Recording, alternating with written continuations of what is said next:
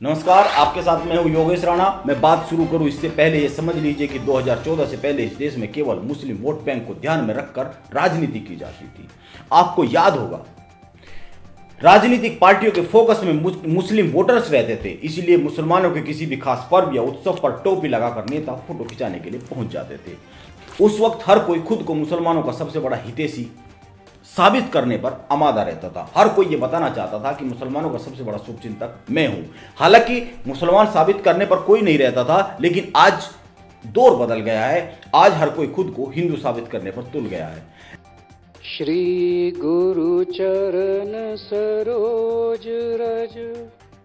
ऐसा कैसे हो गया और आखिर ऐसा क्यों हो रहा है, मैं पूरी बात बताऊंगा, बात की तह तक जाने की कोशिश करूंगा। लेकिन इससे पहले मैं आपको बता दूं कि बंगाल में ममता और दिल्ली में केजरीवाल खुद को क्यों हिंदू साबित करने के लिए उतावले हो रहे हैं, बावले हो रहे हैं, इसी पर बात करते हैं।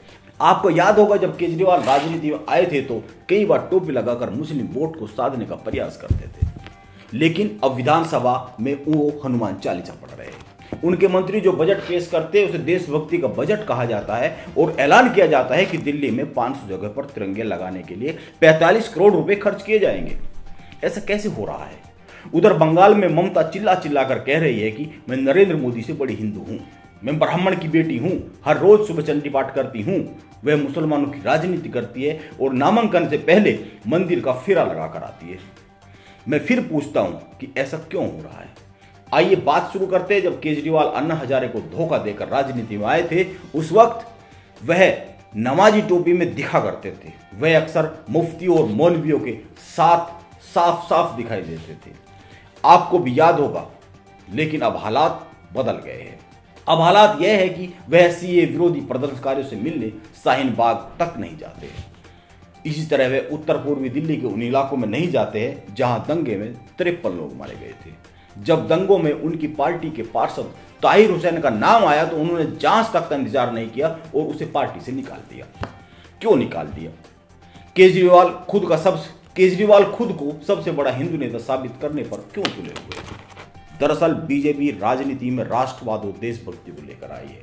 मुसलमानों की राजनीति करने वाले लोगों को समझ आ गया है कि राष्ट्रवाद, देशभक्ति और हिंदुओं को साथ लिए बगैर इस देश में राजनीति अब संभव नहीं है। एक कदम भी राजनीति में आगे नहीं चला जा सकता है। इसीलिए सब खुद को हिंदू साबित करने पर तुले हुए हैं, भले ही बेमन से। वैसे बीजेपी दिल्ली की विधानसभा में नहीं जीत पाई है, लेकिन यह नहीं भूलना चाहिए कि दिल्ली की 7 लोकसभा सीटों पर बीजेपी का कब्जा है, बीजेपी के नाम है। वहीं 3 नगर निगम में भी वही जीती है। केजरीवाल को अपना राजनीतिक भविष्य खतरे में दिख रहा है, इसीलिए हनुमान चालीसा का पाठ कर रहे हैं। इसीलिए इस देश का मिजाज बदला है। जहां केवल नमाजी टोपी पहनकर राजनीति हुआ करती थी, बड़े बड़े मुस्लिम कार्यक्रमों में जाया करता था, अब वहां पर हर कोई खुद को यह साबित करने पर तुल गया कि मैं हिंदू हूं और मैं हिंदुओं की राजनीति करता हूं। देखते हैं देश अभी और किस तरफ जाता है। बंगाल का चुनाव बहुत कुछ बदल सकता है। नमस्कार, मिलते हैं एक और रिपोर्ट के साथ।